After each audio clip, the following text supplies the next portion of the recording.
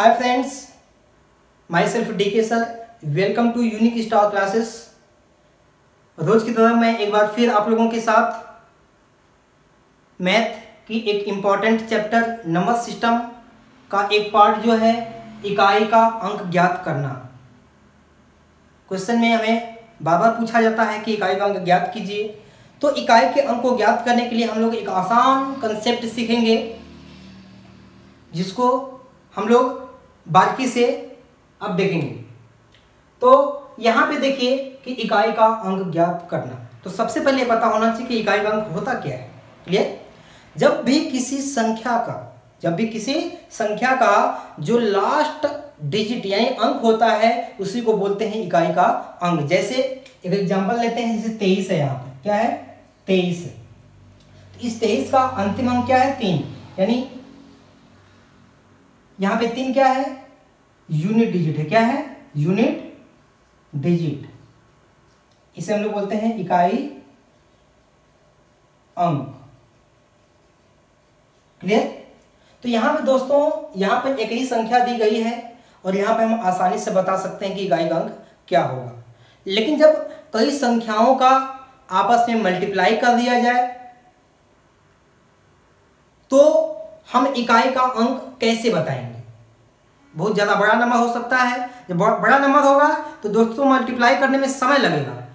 अब मल्टीप्लाई करने के बाद इकाई का अंक हम बता सकते हैं कि उस गुणनफल में कितने इकाई का अंक क्या होगा या कितना आएगा। क्लियर? लेकिन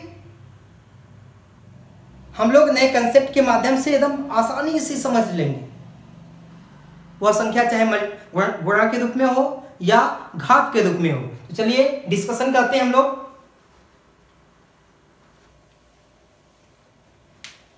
तो सबसे पहले हम लोग सिंपल सीखेंगे कि कोई भी संख्या गुणा के रूप में हो तो उसका इकाई का अंक कैसे ज्ञात करते हैं। क्लियर? तो देखते हैं 23 इंटू 479 इंटू 44। क्लियर? अब पूछा जाए आपसे कि इसके गुणनफल में इकाई का अंक क्या होगा। इसका गुणनफल जो आएगा उसका इकाई का अंक क्या होगा। तो दोस्तों सोचेंगे आप कि इतना बड़ा मल्टीप्लाई करने के बाद बहुत समय लगेगा उसका इकाई का अंक बताने के लिए। नहीं, लेकिन ऐसा नहीं। आप एकदम सिंपल वे में क्या करना है, आपको इकाई के अंक से मतलब है, न कि और किसी से मतलब है। आपको इकाई के अंक से मतलब है ना, तो सबका इकाई का अंक लेते हैं। इसका इकाई का अंक 3 है, इसका इकाई का अंक 9 है, इसका इकाई का अंक क्या है? 4 है। तो इन तीनों को मल्टीप्लाई करते हैं। 3 9 27। 27 में इकाई का अंक क्या है? 7। 7 4 28। 28 में इकाई का अंक क्या होगा दोस्तों? 8। यानी इस पूरी संख्या को आपस में मल्टीप्लाई कर दिया जाए तो इकाई का अंक क्या आएगा दोस्तों? 8 आएगा। क्या आएगा? 8 आएगा।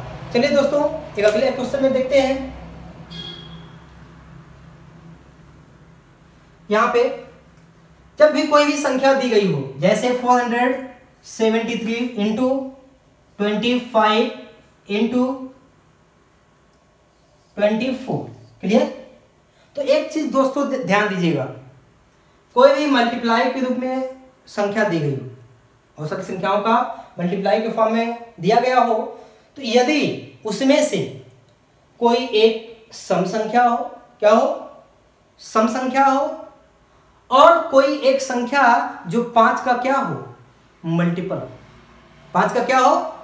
मल्टीपल हो, तो हमेशा आप सबका मल्टीप्लाई भी नहीं करेंगे, सभी इकाई के अंकों का मल्टीप्लाई भी नहीं करना है। अगर ऐसा देखने में लग रहा है क्योंकि इनमें से एक सम संख्या है कोई और एक 5 के गुणज है। एक संख्या क्या है? 5 का गुणज है। देखिए यह 25 जो है 5 का गुणज है और यहाँ पे ये 24 क्या है? सम संख्या है।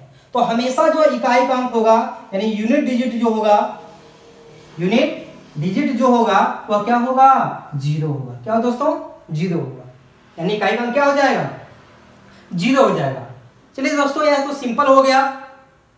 सिंपल क्वेश्चन तो हमने कर लिया। लेकिन यदि यही संख्याएं घात के रूप में दी गई हो तो हम कैसे सॉल्व करेंगे? घात के रूप में दी गई है तो कैसे सॉल्व करेंगे? चलिए देखते हैं। अब घात के रूप में कोई भी संख्या दी गई है तो उसका इकाई का अंक कैसे करेंगे? क्लियर? क्योंकि घात बड़ा होगा तो उस संख्या को उतनी बार मल्टीप्लाई करके इकाई का अंक निकालना बहुत ही क्या है, कठिन है। लेकिन देखिए दोस्तों, एक लॉजिक आप लोग जानते हैं कि कोई भी संख्या का इकाई का अंक, कोई भी संख्या का इकाई का अंक यदि उस संख्या का मल्टीप्लाई 4 बार किया जाता है, 4 बार किया जाता है, यानी 4 बार के बाद जब 5वीं बार किया जाता है, 4 बार तो किया ही जाएगा, लेकिन जो ही 4 बार के बाद 5वीं बार किया जाएगा तो उस संख्या का इकाई का अंक, उस संख्या का मल्टीप्लाई करने के बाद जो इकाई का अंक होगा, जो पहले इस संख्या का इकाई का अंक था वही होता है, वही होता है। यानी जब किसी संख्या का उसी संख्या से 4 बार मल्टीप्लाई किया जाता है, मल्टीप्लाई करने के बाद जब 5वीं बार हम करते हैं मल्टीप्लाई उसी संख्या का, तो जो उस संख्या का पहले इकाई का अंक था वही इकाई का अंक फिर आ जाता है। चलिए देखते हैं, जैसे 3 की घाते 4, तो दोस्तों इसको जब सॉल्व करेंगे तो आएगा 3 गुणे 3 गुणे 3 गुणे 3 बराबर 81। क्या आएगा? 81 आएगा। लेकिन 3 की घाते 5, तो 3 घाते 4 गुणे 3, यानी यहां पे 4 बार तो मल्टीप्लाई करेंगे, जो ही 5वीं बार मल्टीप्लाई करेंगे, 5 यानी 5वीं बार से मल्टीप्लाई करेंगे तो आ जाएगा आपका 243। देखिए इकाई का अंक यहां पहले क्या था? 3 बार, क्या था? 3 था, लेकिन 4 बार के बाद 5वीं बार से मल्टीप्लाई करेंगे तो जो इकाई का अंक पहले रहता है वही फिर इकाई का अंक आ जाता है। यहां देखिए इकाई का अंक 3 है, तो यहां भी इकाई का अंक क्या आ गया? 3 आ गया। यानी 4 बार के बाद 5वीं बार पहले वाला ही इकाई का अंक रिपीट होता है। क्लियर दोस्तों? चलिए देखते हैं।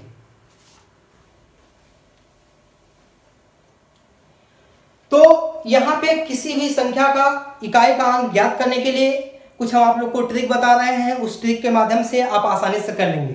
पहले 0 1 5 6। क्लियर दोस्तों? ये 4 डिजिट है, आपको दिखाई दे रहे होंगे, 0 1 5 6। क्लियर? यदि किसी संख्या के इकाई के स्थान पर 0 हो या फिर 1 हो या फिर 5 हो या फिर 6 हो, क्लियर?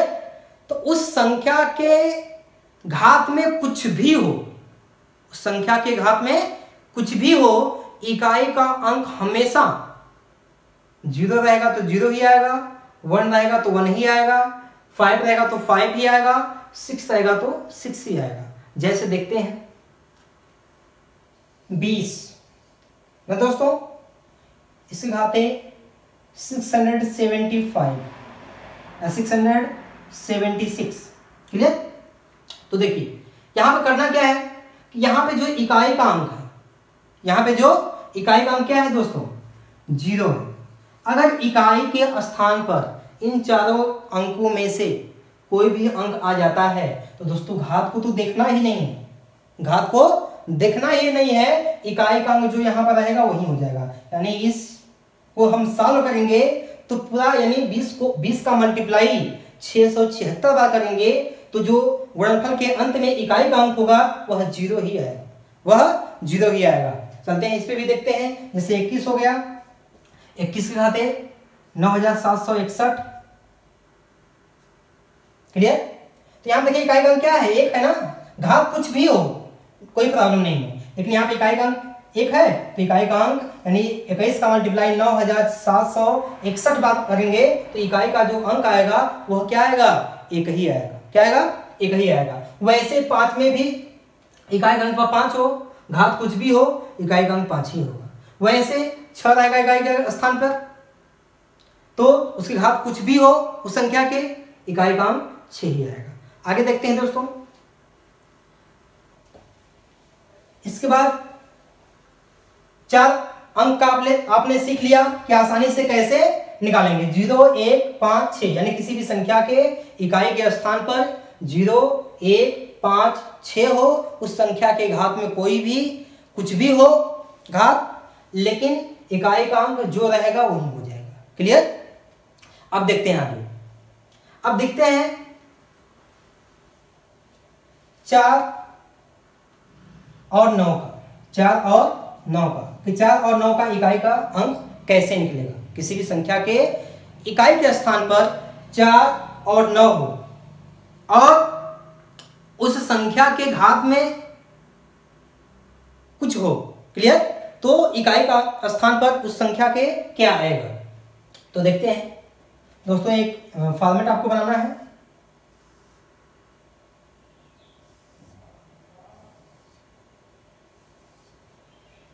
तो फॉर्मेट में क्या है दोस्तों, यहां पर 4 और यहां पे 9 लिखते हैं। क्लियर?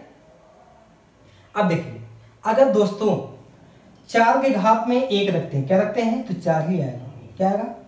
4 ही आएगा। यदि 4 के घात 2 रखते हैं तो इकाई के स्थान पर क्या आएगा, 4 घाते 2 रखेंगे तो 16 आएगा। 4 घाते 2 रखेंगे दोस्तों तो आएगा 16 में इकाई का अंक क्या है, 6। 4 के घाते 3 रखेंगे, 4 घाते 3 रखेंगे तो आएगा 64। क्या आएगा, 64। तो इकाई का अंक 4। 4 घाते 4 करेंगे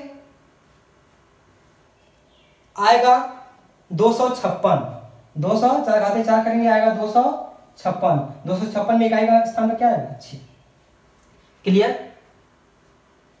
9 के घात में देखिए, 9 के घात में 1 रखेंगे तो 9 ही आएगा। 9 के घात में 2 रखेंगे, 9 के घात में 2 रखेंगे तो 81 आएगा और 81 में इकाई का स्थान पर क्या आएगा, 1। क्लियर? 9 के घाते 3 रखेंगे तो 9 घाते 3 रखेंगे तो आएगा आपका 729। इकाई का स्थान पर क्या हो जाएगा, 9 हो जाएगा। वैसे ही दोस्तों जब 9 के घाते 4 रखेंगे, 9 के घाते 4 रखेंगे तो जो इकाई का अंक आएगा वह क्या आएगा, 1 आएगा। क्लियर? तो यहां से आपको एक कंसेप्ट मिला, यहां से आपको एक कंसेप्ट मिला। क्या मिला कि जब किसी भी संख्या की इकाई के स्थान पर क्या हो, 4 हो। क्या हो, इकाई के स्थान पर 4 हो और इसके घात में कोई संख्या हो। देखिए यहां पे एक चीज आपको मिला, क्या, जब 4 घात विषम संख्या हो, जैसे 1 हो गया 3 हो गया, जब 4 घात विषम संख्या है, क्या है, 1 और 3 विषम संख्या है तो इकाई के स्थान पर 4 ही आ रहा है। लेकिन जब 4 घात सम संख्या रही, जैसे 2 4, यानी तो 4 घाते 2 रखेंगे तो 6 आएगा, 4 घाते 4 भी रखेंगे तो 6 ही आएगा इकाई का। तो यहां पर 4 घात अगर सम है, क्या है, विषम है, क्या है, विषम है, तो इकाई का स्थान पर 4 ही आएगा। यानी घात क्या है, घात विषम हो, क्या हो, विषम, क्या हो, विषम हो, तो इकाई का जो अंक आएगा, क्या आएगा, इकाई का अंक ये 4 ही होगा। क्या होगा, 4 ही होगा। अगर यहीं पे जो यन है यानी जो घात है वो घात क्या हो, सम संख्या हो। क्या हो, सम संख्या हो, तो इकाई का अंक क्या आएगा, इकाई का अंक 6 आएगा। क्लियर दोस्तों? यानी आपको यहां पर एक क्लियर हुआ कि जब किसी भी संख्या के इकाई के स्थान पर 4 हो और उस संख्या के घात में कोई भी संख्या हो, क्लियर, तो उसका इकाई का अंक कैसे ज्ञात करें। जैसे 24 की घात 572। तो जब इकाई के स्थान पर 4 हो, इकाई के स्थान पर क्या है, 4, तो दोस्तों आपको घात देखना है। क्या देखना है, घात देखना है। घात यदि क्या हो, सम हो, घात यहां क्या है, सम संख्या है, घात सम संख्या है तो इकाई का अंक क्या होगा, इकाई अंक 6 होगा। क्लियर? यही घात जैसे 24 है, 24 की घात यदि 575 है, यानी यहां पर घात क्या आ गया, विषम संख्या आ गया, विषम आ गया तो इकाई का स्थान पर क्या आएगा, इकाई जो अंक होगा वह हो जाएगा आपका 4 ही आएगा। क्लियर? यानी 4 किसी भी संख्या के इकाई के स्थान पे 4 हो तो उसका घात देखते हैं। घात यदि सम संख्या हो तो इकाई का अंक 6 होगा, घात विषम संख्या हो तो इकाई का अंक 4 ही होगा। क्लियर? अब देखिए 9 का देखते हैं कि 9 के लिए कंडीशन क्या है।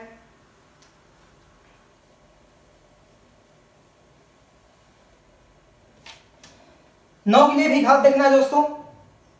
यदि किसी भी संख्या के इकाई के स्थान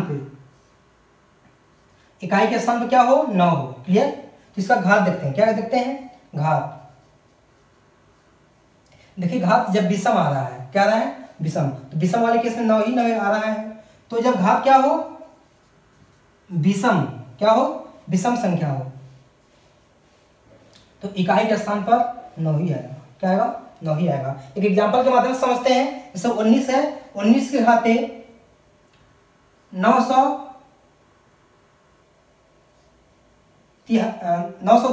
क्लियर? तो यहाँ पे यह घात जो है विषम संख्या, क्या है? विषम संख्या है तो इकाई के स्थान पर क्या होगा? 9 ही होगा। क्लियर? इकाई के स्थान पर क्या होगा? 9 होगा। यदि इकाई के स्थान पर 9 हो और जो घात है यानी जो n का मान है, n का मान क्या हो? यानी घात आपका सम हो। क्या हो?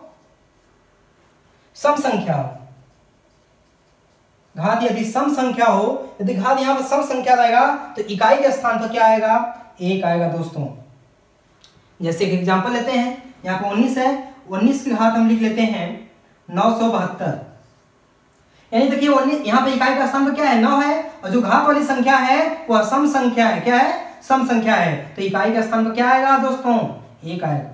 क्लियर? यानी आपने सीख लिया किसका किसका?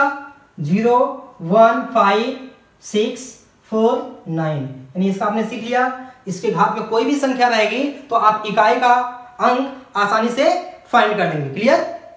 देखते हैं नेक्स्ट।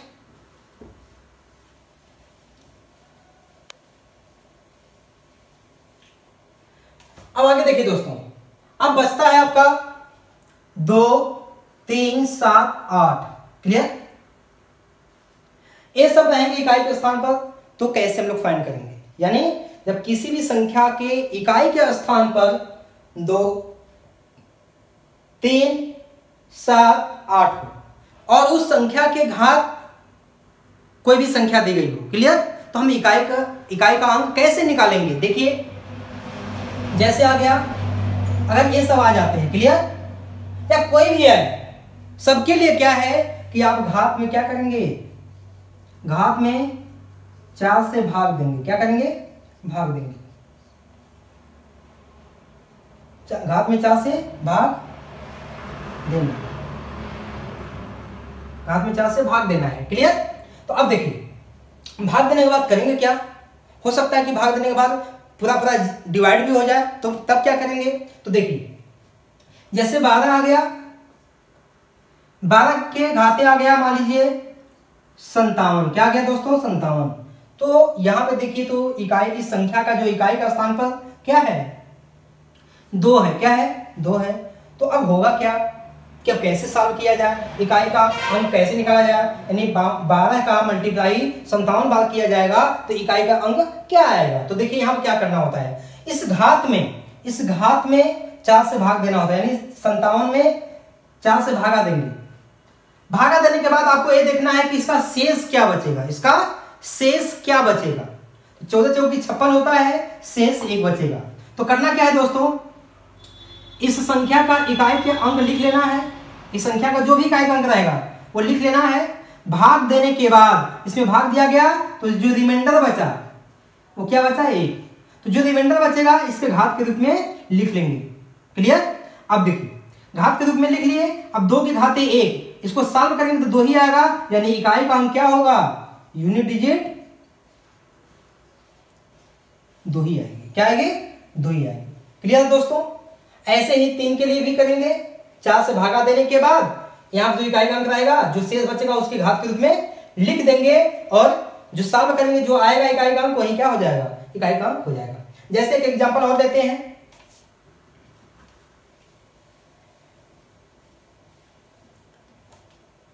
जैसे यहां पर 13 है, ठीक है, और यहां पे ले लेते हैं 17। क्लियर।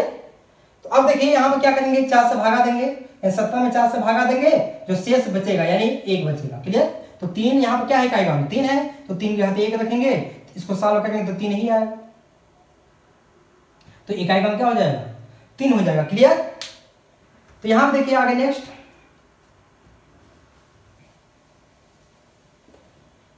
13 के घाते 7, 13 के घाते 7। अब इसमें 4 से देखिए भागा देंगे, 7 में 4 से भागा देंगे तो शेष जो रिमाइंडर आएगा वो क्या आएगा, 3 आएगा, यानी जो शेष आएगा 3 आएगा। तो अब यहाँ पर 3 है इकाई का अंक, अब जो शेष आता है इसके घात के रूप में लिखते हैं, यानी आ गया 27। अब 27 में इकाई का अंक क्या है, 7, तो इकाई का अंक क्या हो जाएगा, 7 हो जाएगा। क्लियर। तो अब देखिए अब क्या है आगे, ऐसे ही 7 के लिए करना है, ऐसे ही 8 के लिए करना है। अब आगे आपको देखना है कि जब पूरा 4 से भाग लग जाए तो क्या होगा। जैसे 12 के घाते 40, 12 के घाते 40, यानी घात में पूरा 4 से विभाजित हो जाएगा।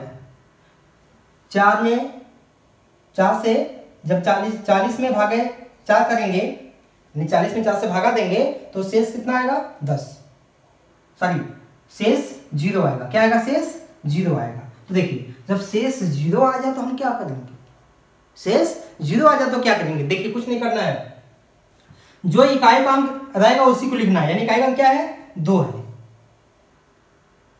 अब शेष तो 0 आ गया है, तो 0 तो यहां पर रखेंगे नहीं, जब शेष 0 आ जाए, जब शेष 0 आ जाए तो घात के रूप में यही 4 ही, यानी जिससे डिवाइड किया जाता है वही रख लेते हैं। इन 2 घाते 4 यानी आएगा 16, और 16 में इकाई का अंक क्या होगा, 6, यानी इकाई का अंक क्या हो जाएगा, इकाई अंक हो जाएगा 6। थैंक यू दोस्तों।